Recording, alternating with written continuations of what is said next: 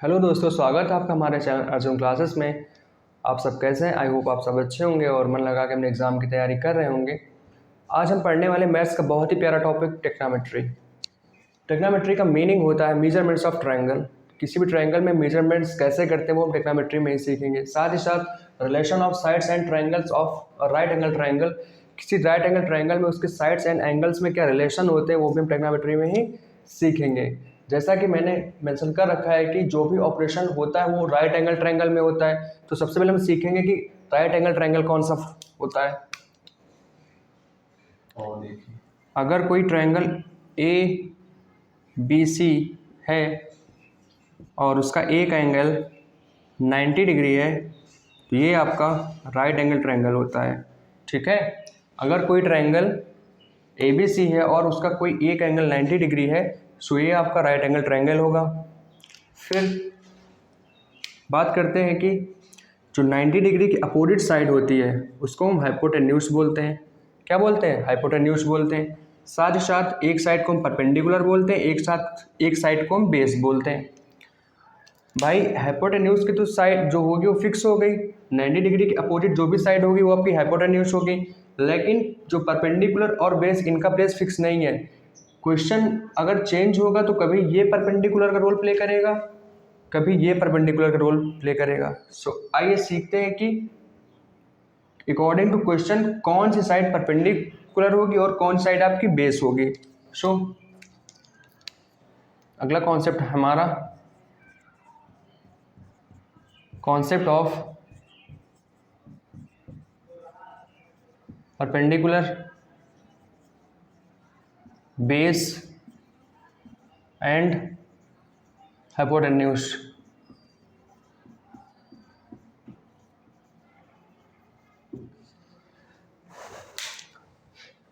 जैसे कि मैंने मेंशन किया कि perpendicular base and hypotenuse. Hypotenuse का तो प्लेस फिक्स है, 90 डिग्री के सामने के अपोजिट जो भी साइड होगी वो आपकी हाइपोटेन्यूज होगी। अब क्वेश्चन में जिस भी एंगल की बात की जाएगी, क्वेश्चन में जिस भी एंगल की बात की जाएगी उसके अपोजिट जो भी साइड होगी वो आपका परपेंडिकुलर होगी। जैसे मैं इस रेक्टेंगल में अगर एंगल सी की बात करूँ, केवल किसकी बात करूँ? एंगल सी में। तो क्वेश्चन में मैंने बताया जिस भी एंगल की बात की जाएगी उसके अपोजिट वाली साइड आपकी परपेंडिकुलर होगी। सो एंगल सी के अपोजिट कौन सी साइड है? A B. तो ए बी क्या हो जाएगा? आपका परपेंडिकुलर हो जाएगा। सो एक साइड बचती वो आपका बेस हो जाएगी। सेकंड केस देखते हैं। अगर कोई ट्रायंगल पी क्यू आ रहा है आपका, पी क्यू आर, और यहाँ पे 90 डिग्री फॉर्म हो रहा है तो आप खट से बता देंगे कि 90 डिग्री के अपोजिट जो साइड होती है वो हाइपोटेन्यूज होती है। अब मैं अगर यहाँ पे एंगल पी की बात करूँ, इस ट्रायंगल में अगर मैं एंगल पी की बात करूं तो जो एंगल पी के अपोजिट साइड होगी वो आपकी क्या होगी? परपेंडिकुलर होगी। क्योंकि मैंने बताया है कि क्वेश्चन में जिस भी एंगल की बात की जाएगी उसके अपोजिट वाली साइड आपकी परपेंडिकुलर होगी। सो जो साइड एक बचेगी वो क्या हो जाएगी? बेस हो जाएगी। तो आप लोगों ने देखा होगा यहाँ पे ये साइड आपकी परपेंडिकुलर हो रही थी और यहाँ पे ये साइड आपकी परपेंडिकुलर हो रही है। तो जिन बच्चों को ये चीज़ नहीं पता होता है कि कौन परपेंडिकुलर होगा कौन बेस होगा तो क्वेश्चंस में गलती कर देते हैं और फिर उनका आंसर नहीं आता है और उन्हें समझ में भी नहीं आता। इसलिए ये कॉन्सेप्ट सीखना बहुत ही ज़रूरी है।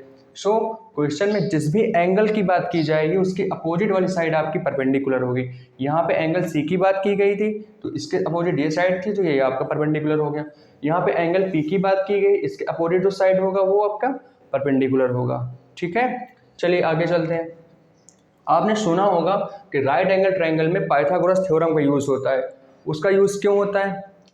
क्वेश्चन में आपको एक साइड की लेंथ दे देंगे, फिर दूसरे साइड की दे देंगे और आपसे बोलेंगे कि AC की लेंथ निकालिए, या AC दे देंगे, BC दे देंगे, आपसे बोलेंगे AP की लेंथ निकालिए। तो एक साइड की लेंथ निकालने के लिए हम पाइथागोरस थ्योरम का यूज़ करते हैं और पाइथागोरस थ्योरम का यूज़ राइट एंगल ट्रायंगल में ही होता है। सो आइए जानते हैं कि पाइथागोरस थ्योरम क्या होती है।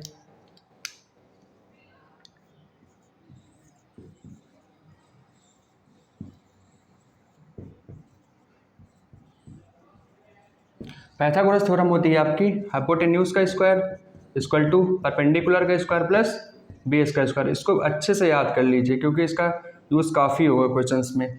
क्या होता है? हाइपोटेन्यूज का स्क्वायर इक्वल टू परपेंडिकुलर का स्क्वायर प्लस बेस का स्क्वायर। ये आपकी पाइथागोरस थ्योरम होती है। ठीक है, जैसे मैं क्वेश्चन ले लेता हूँ।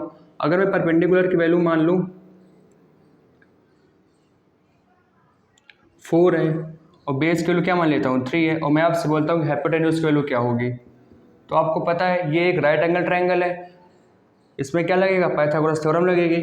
हाइपोटेन्यूज की वैल्यू आपको फाइंड करना है, so H square equal to P की वैल्यू कितनी मैंने माना है 4, 4 का स्क्वायर प्लस बी की वैल्यू कितनी एज्यूम की है 3, 3 का स्क्वायर, 4 का स्क्वायर 16 होता है, 3 का स्क्वायर 9 होता है, इक्वल टू 25।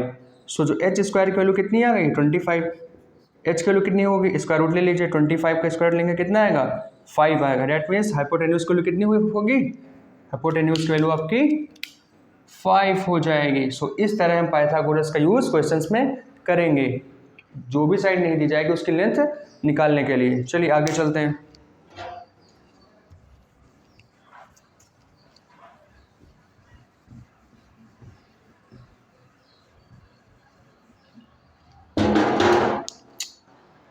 अब हम पढ़ने वाले हैं नोटेशन ऑफ एंगल्स। एंगल का नोटेशन कैसे होता है, नोटेशन ऑफ एंगल। जैसे कोई एक राइट एंगल ट्रायंगल है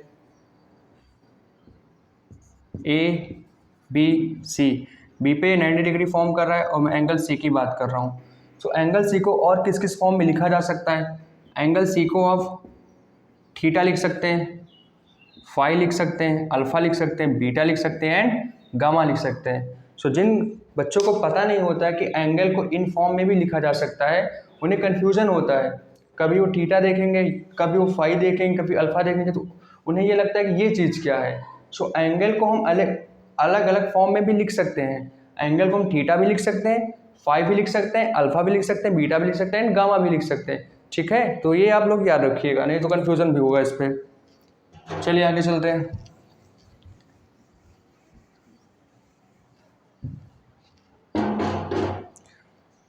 देखो, जैसे हम लोगों की फैमिली होती है और हम लोगों के फैमिली मेम्बर्स होते हैं, वैसे ही ट्रिग्नोमेट्री की भी एक फैमिली है और उसके भी फैमिली मेम्बर्स हैं। ठीक है, आइए बात करते हैं कि ट्रिग्नोमेट्री की फैमिली में कौन कौन से मेंबर हैं। सो ट्रिग्नोमेट्री की फैमिली में 6 मेंबर्स हैं। कौन कौन से मेंबर है आइए जानते हैं। पहला मेंबर इनका होता है साइन, दूसरा मेंबर होता है कॉस, तीसरा मैन क्या होता है टैन होता है, चौथा आपका कॉसेक होता है, फिर सेक होता है, फिर कॉट होता है। ठीक है, और इनके साथ एक एंगल भी आएगा थीटा, आप थीटा लिख सकते हैं। सो ट्रिग्नोमेट्री की फैमिली में टोटल कितने मेंबर्स होते हैं, 6 मेंबर्स होते हैं। Sine theta, cos theta, tan theta, cosec theta, sec theta and cot theta. अब क्या इन मेंबर में भी कोई रिलेशन होता है, बिल्कुल रिलेशन होता है। वो क्या होता है, साइन एंड कॉसेक में रिलेशन होता है, कॉस एंड सेक में रिलेशन होता है एंड टैन एंड कॉट में भी रिलेशन होता है। अब ये रिलेशन क्या होता है इसके बारे में सीखते हैं। जो जो जो कॉसेक थीटा होता है वो साइन थीटा का रेसिप्रोकल होता है, जो सेक थीटा होता है वो कॉस थीटा का रेसिप्रोकल फॉर्म होता है एंड जो कॉट थीटा होता है वो टैन थीटा का रेसिप्रोकल फॉर्म होता है।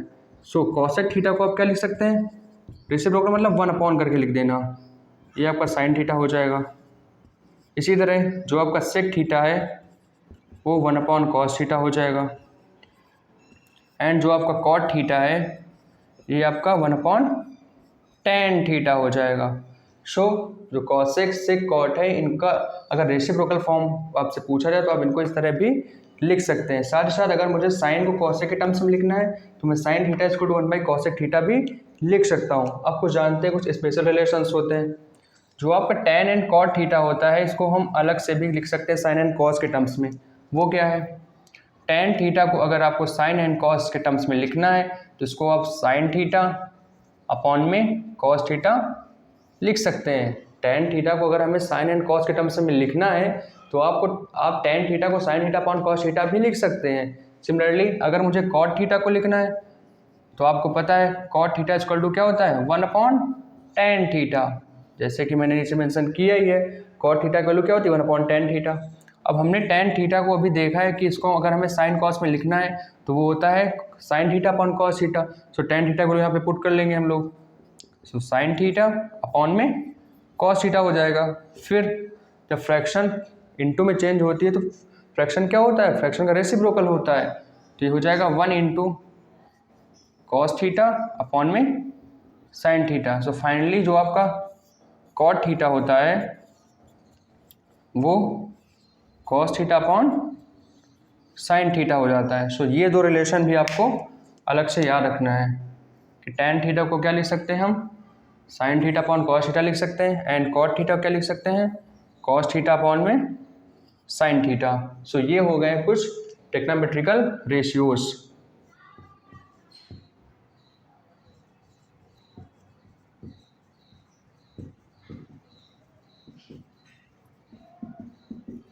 ठीक है, ये हो गए। तो आपको इन्हें याद करना है कि इनके फैमिली में कितने मेंबर्स हैं। ठीक है, इसके आगे चलते हैं, कुछ और भी फॉर्मूलेस होते हैं वो सीख लेते हैं।